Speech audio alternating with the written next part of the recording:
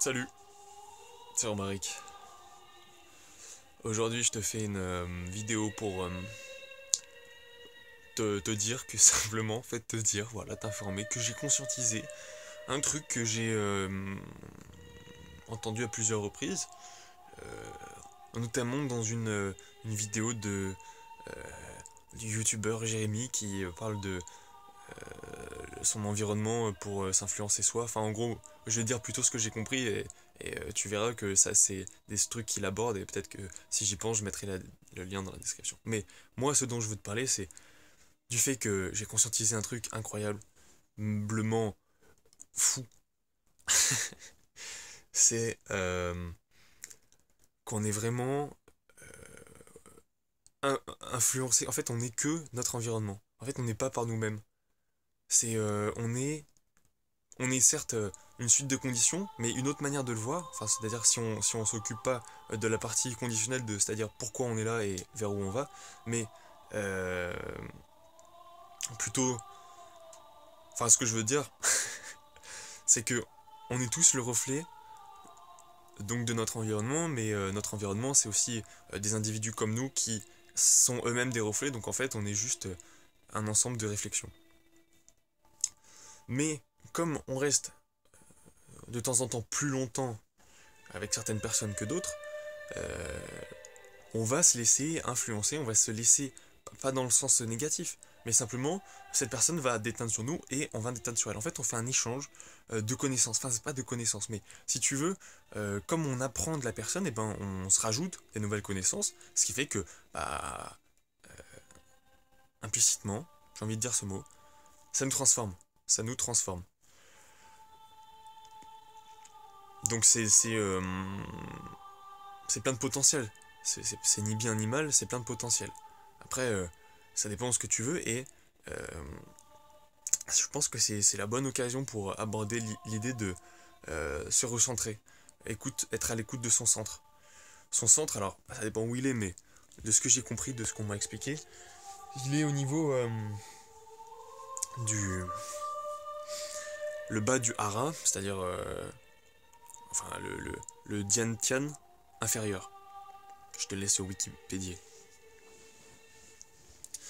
Être à l'écoute de son centre, mais du coup, ce centre, il englobe, il est plus large puisque c'est juste le fondement de tout ça. Enfin, l'idée, c'est d'être simplement à l'écoute de tes ressentis au présent. Quand en fait, on te pose un choix, euh, tu prends le temps de respirer comme ça et puis tu sens les choses que ça suscite chez toi. Tu vois, quand il y a quelque chose de nouveau qui arrive en toi, ben, et que ça te perturbe, que t'es décentré, c'est-à-dire que t'es plus du tout dans l'instant présent, c'est un symptôme.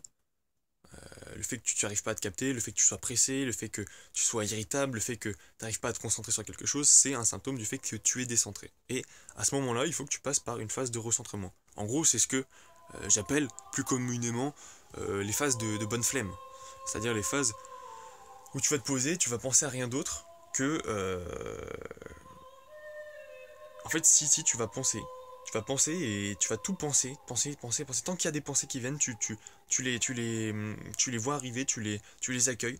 Alors ça peut prendre des fois des heures si t'as pas fait cet exercice longtemps, mais plus souvent ça prend 15, 20, 30 minutes si tu le fais régulièrement. Donc tu vas voir qu'à terme que c'est un gain de temps de le pratiquer. Euh,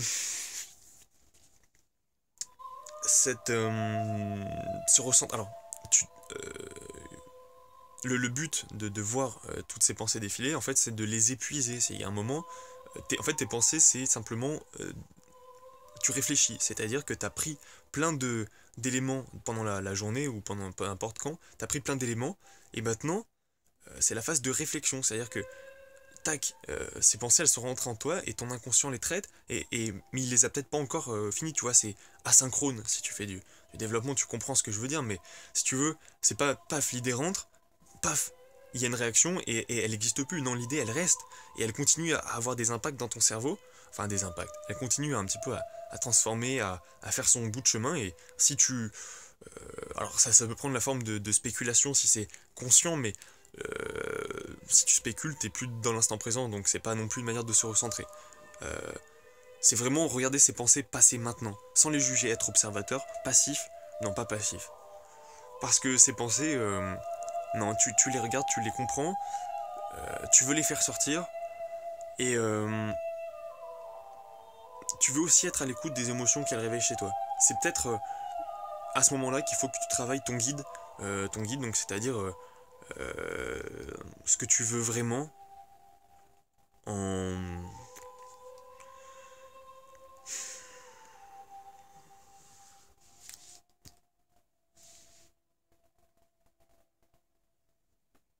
Tu fais un rapide diagnostic de ton corps. Enfin, je trouve que bah, bien sûr c'est le buste le plus parlant en termes d'émotion, même d'envie. La tête c'est plutôt les désirs concrets quoi, ce que je veux. Et là c'est plutôt les trucs, genre c'est un peu...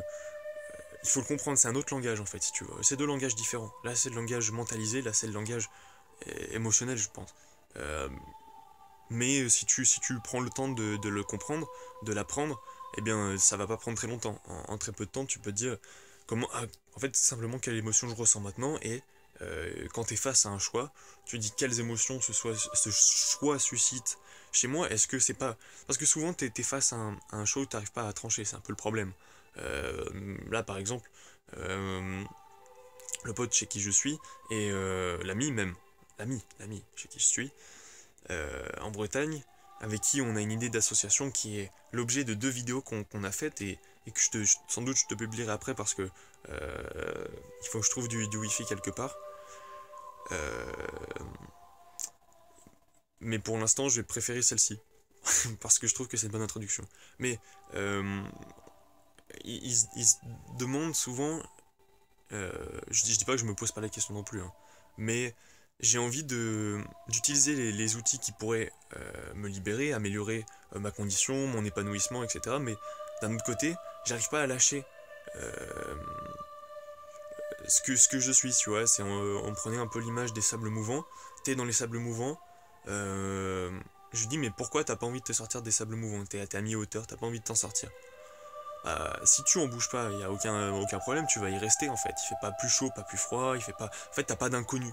C'est un peu le problème, c'est que quand tu vas sortir des sables mouvants, tu sais pas ce qu'il y a après. Alors, bah ça te fait peur, mais a priori, si ça fait longtemps, si tu commences à être épuisé d'être dans les sables mouvants, bah moi personnellement, tel que je le vois, j'ai envie de dire, vas-y, mais c'est pas la seule personne que je connais et à qui ça fait ça, genre. On pourrait se dire, euh, qu'est-ce qui t'empêche d'aller bien? Et ben, ça serait trop facile. Alors. Euh, c'est bizarre. Moi, j'ai envie de dire, faut y aller, quoi. Tu vois, faut pas se demander comment trouver la motivation.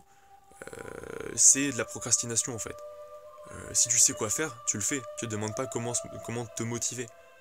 A priori, si tu as envie. Et c'est là que être à l'écoute de son centre, c'est un bon guide. C'est une bonne manière de savoir.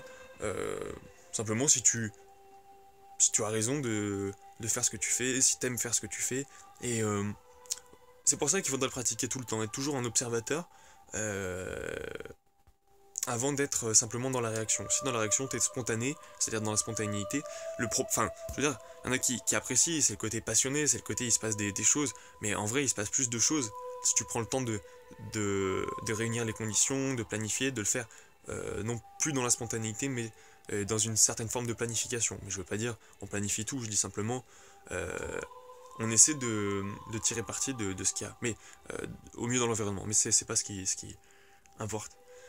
Ce qui importe, en plus, le problème donc de planifier, c'est qu'on n'est plus dans l'instant présent, on est dans la projection et on se base sur des éléments du passé.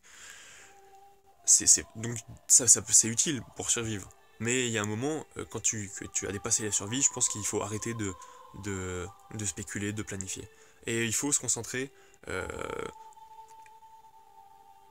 si, en fait, il faut continuer, mais prendre avant le temps. Tu passes la survie, c'est un moment stressant.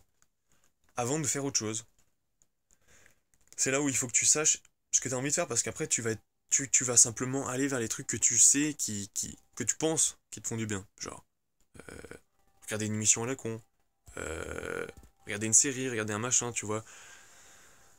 Tout ça, bah ça améliore pas ta condition en fait.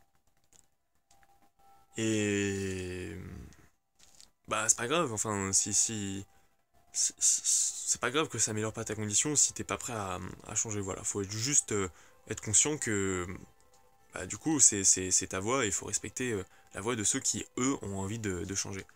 Voilà. Bon, une petite aparté comme ça. Bon, j'avoue, non, j'avoue rien du tout. Je dirais rien, monsieur. Euh, pour reparler du centre, ce centre, comment je le trouve, comment on le découvre. Eh ben, c'est dur, hein. C'est dur parce qu'il faut repasser du coup par l'émotionnel, toutes ces choses qu'on a bridées, qu'on a cru accepter, mais en fait, bah, on les a pas vraiment acceptées, parce que ça trotte toujours en nous. En fait, si t'as des choses en tête, c'est que, euh, enfin, si t'es pas en, c'est qu'il y a du mouvement, il y a du déséquilibre, parce que si t'étais en équilibre, il y aurait une simple harmonie dans ton esprit. C'est-à-dire quand vraiment t'es très contenté, quand t'es très bien, quand t'as rien en tête, quand t'arrives à être ici et maintenant, c'est ça, tu vois, ça devrait être ça tout le temps. Mais comme on est que réflexion, comme on est toujours acquisition de nouvelles choses, ben il faut être aussi prêt à changer. Croire que quand on dit, quand tu dis ah mais je croyais que, mais tu croyais que le monde il change pas, tu crois que il n'y a pas de mutation en permanence dans le monde, les choses elles sont dans deux états, naissant ou mutant, c'est-à-dire qu'elles n'ont même pas d'état fini, elles sont toujours mouvement. Soit elles sont en train d'être créées, soit elles sont en train de disparaître. Je sais pas si ce que je raconte c'est très clair. Je pense pas, mais c'est pas grave. Bon. Euh, et comment arrêter de dire je croyais et je pensais que, etc. Eh ben, en fait, croire que ce que tu ressens maintenant. Et je sais pas comment te l'expliquer parce que tu dis ah ouais, je sais que ça existe, mais concrètement, euh, tu sais pas, enfin, tu sais que ça existe, mais tu le fais pas, donc tu peux pas comprendre ce que je vais te dire. À moins que tu sois déjà. Excuse-moi, j'ai un a priori sur toi, mais désolé.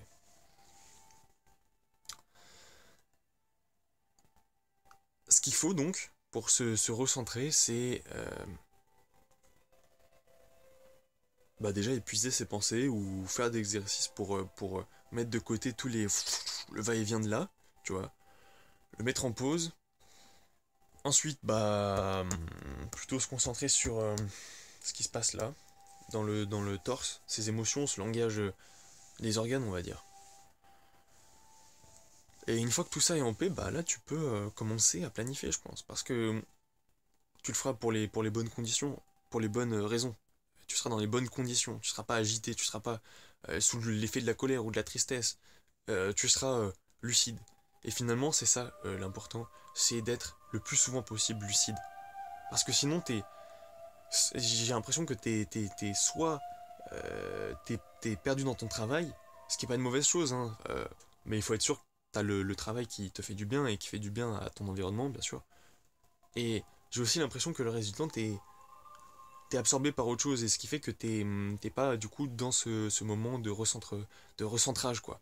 T'es pas ici et maintenant. Tu te trouves des excuses, tu dis ouais, bah je le ferai tout à l'heure, ou j'ai déjà essayé, ça marchait pas. Mais non, la vérité, c'est que si tu l'avais essayé, si tu l'avais fait vraiment, ça marcherait. C'est parce que tu l'as pas assez fait que ça marche pas. C'est parce que tu penses que les trucs vont en un claquement de doigts. Moi, je travaille mon épaule depuis. Franchement, ça doit faire un an. Non, 6 mois et mon bassin un an. Et pourtant, ils sont pas terminés d'être remis en place. Mais c'est pas grave. Euh, je vois une progression et je suis pas obligé de le faire tous les jours, mais je vois une progression, donc c'est ça qui compte. Et c'est ça que tu devrais faire aussi pour bah, juste pour ton recentrage, quoi. Tu devrais commencer maintenant, mais tu vois, ça fait cliché de dire vas-y, arrête cette vidéo et commence maintenant. Je sais pas quand est-ce que tu vas trouver le temps, mais il n'y a pas de bon moment si tu veux. Tu le fais en plein milieu des transports en commun, au moins là t'as le temps, t'as rien d'autre à foutre. Alors, euh, tu, tu, tu, tu, tu lèves les yeux de ton téléphone et tu le fais. Ou, ou n'importe quand en fait. Tu vois, tu prends le temps, tu fais le tri dans tes idées parce que sinon t'es brouhaha, tu engendres plein de conditions autour de toi, tu te rends pas compte. Et après, c'est à ceux qui, euh, ton environnement de gérer en fait ce que t'as pas géré toi. Donc sois responsable.